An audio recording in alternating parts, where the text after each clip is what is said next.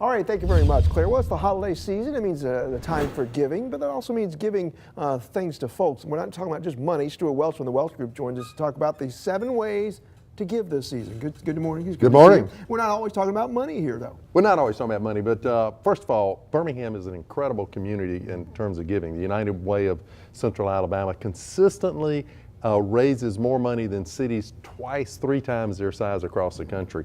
And that's because of a lot of generosity in Birmingham. A lot of good hearts. So time, you know, I've got a couple. This is a doctor friend of mine who every Christmas morning gets up and serves breakfast with the community kitchens of Birmingham. And so time, if you don't have money, if you said, I can't really afford to give money, you can always afford to give time. There are many, many charities that depend on people to volunteer. And one good way to get rid of clutter, give away clothes. Clothes. So I have a rule: if you hadn't worn it in 2 years, give it away. And if you use that rule, then you've got a closet full of stuff that you can give away. And listen, you know, you and I get cold, we go grab a coat. A lot of people don't have that option. We need to remember that. Yeah. Now, Salvation Army, we do partner with them for their Red Kettle program.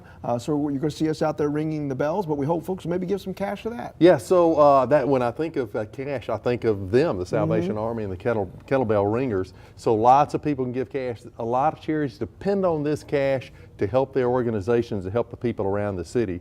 And then, of course, you can give checks. That's the most normal way, and it's a great way if you actually plan on taking a tax deduction, so it's a good record for that. And then a little more sophisticated is appreciated security. So if you have stocks that have gone up in value, you can give that directly to the charity and get a deduction for that. And then if you really like that stock, you can use the cash to buy it back. And then if you sold it the next day, you wouldn't have any taxable gain. So it's a very cool idea.